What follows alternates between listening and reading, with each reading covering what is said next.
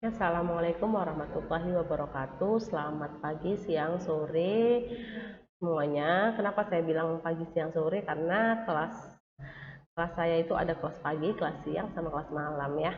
Oke, hari ini kita lanjut masih mengenai paragraf. Minggu lalu itu kan sudah saya jelaskan mengenai paragraf pembuka, isi, dan penutup.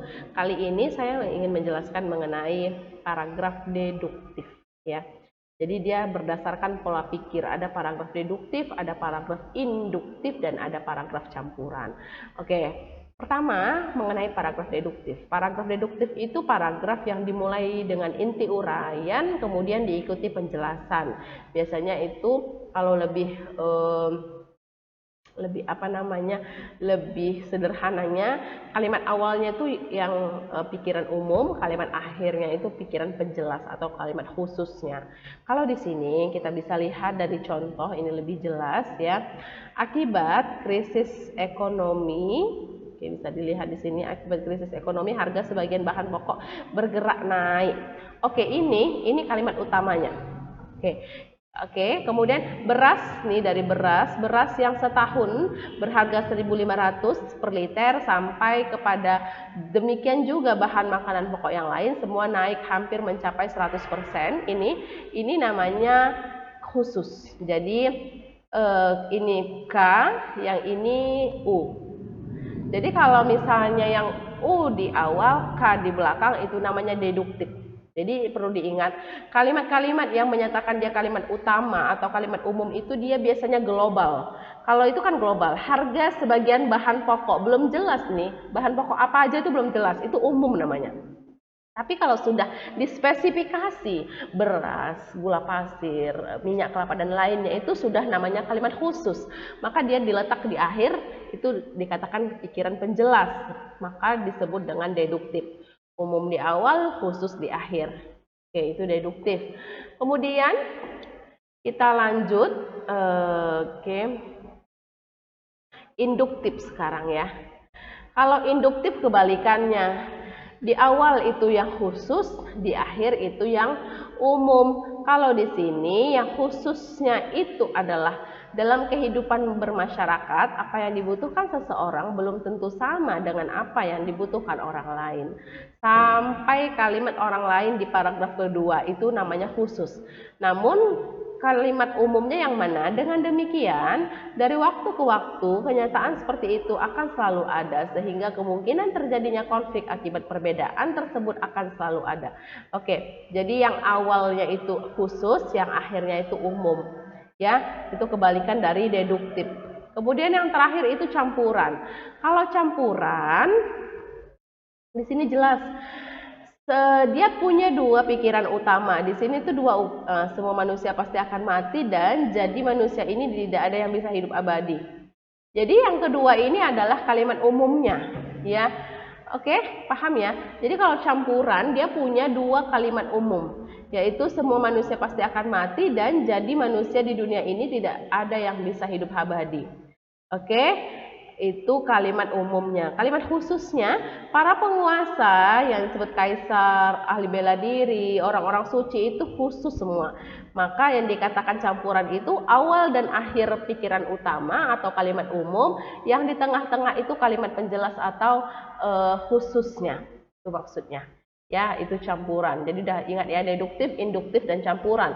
Kalau deduktif awalnya umum, akhirnya penjelas. Kalau induktif awalnya penjelas, akhirnya umum. Namun kalau campuran awal dan akhir itu umum, yang di tengah-tengah itu penjelas ya. Kemudian kita masuk ke jenis paragraf, diperhatikan dari sudut pandangnya. Ada 5, eksposisi, argumentasi, deskripsi, narasi, dan persuasi. Oke, pertama deskripsi. Jadi deskripsi itu sederhananya bisa disebut dengan objek, menggambarkan sesuatu objek secara terperinci. Jadi seolah-olah kita sebagai pendengar itu bisa melihat, bisa merasakan, bisa membayangkannya. Contoh di sini tentang sebuah universitas. Jadi digambarkan universitas itu ada bukit-bukitnya, ada pohon yang rindang, arsitektur khas Indonesia lama, banyak pengunjung sedang membaca, itu dia gambaran dari sebuah kampus tersebut. Seperti itulah paragraf deskriptif, dia menggambarkan satu objek. Kalau kita menggambarkan seseorang, maka kita gambarkan dari mulai bentuk alisnya, bentuk matanya, bentuk hidungnya, warna kulitnya, dan lainnya, itu deskripsi. Kemudian narasi. Kalau narasi beda lagi, dia menceritakan atau mengisahkan suatu kejadian atau peristiwa sehingga tampak seolah-olah pembaca mengalami sendiri peristiwa itu. Yang perlu diingat dalam narasi harus ada 5W plus 1H. Kapan? Tanggal 10 Maret. Siapa? Aku dan seluruh keluargaku. Bagaimana keadaannya? Senang, penuh hati sukaria. Di mana? Di pantai Parangtritis. When, where, siapa, sudah, apa, bagaimana, di mana, kapan. Jadi hal 5 tersebut harus ada. Mengapa? Oke, mengapanya belum. Mengapa? Karena sekolahnya libur, makanya dia bisa melakukan liburan. Ya, jadi dalam narasi itu harus ada 5 hal tersebut. Kemudian ada eksposisi. Kalau eksposisi itu dia memaparkan tentang sesuatu hal. Jadi kalau di sini yang dipaparkannya itu tentang Parangtritis. Jadi jelaskannya Parangtritis itu nama desanya ini. Kemudian dia terletak itu lebih dari 25 km di sebelah selatan kota Jogja. Kemudian dijelaskan dari objek wisata yang ada di eksposisi itu ini. Jadi eksposisi itu lebih kepada informasi. Kalau kita cerita tentang Pancabudi, eksposisinya adalah Pancabudi, akreditasinya B. Dia memiliki prodi arsitektur, prodi akuntansi, prodi perpajakan, prodi sistem komputer, prodi ilmu agama, dan lainnya. Jadi eksposisi itu seperti itu, uang kuliahnya segini, akreditasi prodi ini A, B, gitu-gitu. Jadi dijelaskan, itu eksposisi namanya, informasi tentang sebuah hal atau sebuah objek. Ya, kemudian argumentasi. Kalau argumentasi itu pendapat ya. Jadi kalau di contoh ini kita bahas nih, misalnya seorang penulis cerita tentang pantai Parangtritis yang sering orang tuh tenggelam di situ. Kemudian dijelaskannya. Kemudian setelah itu dia masukkan pendapat orang lain. Kalau di sini tuh pendapat Komandan SAR yang menambahkan bahwa di sepanjang pantai tersebut ada pusaran air. Hal tersebutlah yang membuat korban-korban itu mati tenggelam. Jadi yang namanya argumentasi itu, pendapat kita itu harus ditambah pendapat orang lain. Itu baru namanya paragraf argumentasi ya. Terakhir paragraf persuasi. Kalau persuasi itu karangan yang bertujuan untuk meyakinkan ataupun membujuk seseorang agar melakukan sesuatu yang kita hendaki. Kayak ini, kita udah jelaskan nih tentang pantai Parangtritis itu memiliki keindahan eksotis, kemudian banyaknya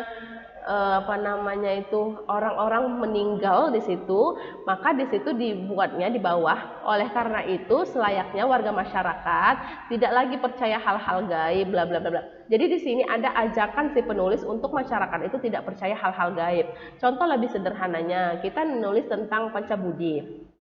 Kita jelaskan Pancabudi itu memiliki banyak prodi, Pancabudi itu kampus yang bersih, bla bla bla bla. Kemudian kita ajak di bawahnya, oleh karena itu alangkah lebih baiknya ibu-ibu atau masyarakat menyekolahkan atau mengkuliahkan mahasiswa anaknya di Universitas Pembangunan Pancabudi. Jadi di situ ada ajakan di dalamnya, ada isi mengenai ayo masuk gitu. Jadi ada banyak tadi ya paragraf yang kita bahas, dan saya harap kalian sudah paham mengenai paragraf-paragraf tersebut. Oke, saya mau hari ini kalian buat dulu kalian buat satu paragraf deskripsi mengenai diri kalian sendiri. Paragraf eksposisi mengenai diri kalian sendiri, karena deskripsi dan eksposisi itu berbeda. Makanya saya mau melihat bagaimana kalian menulisnya, apakah kalian sudah paham atau tidak. Dan terakhir paragraf campuran. Paragraf campuran itu mengenai Universitas Pembangunan Pancabudi ya. Jadi 3 itu. Kumpul hari ini juga melalui grup WhatsApp, nanti Ibu infokan mengenai pengumpulannya. Dan tidak ada yang namanya copy paste melalui internet, karena saya mau itu hasil dari isi kepala kalian sendiri ya. Oke, saya rasa cukup perkuliahan kita hari ini. Ini paragraf ya, bukan kalimat. Kalau paragraf itu dia satu paragraf, 3 kalimat minimal di dalamnya. Oke, saya rasa bisa semua, ada 3. paragraf deskripsi, eksposisi, dan campuran. Oke, sekian perkuliahan kita hari ini. Assalamualaikum warahmatullahi wabarakatuh.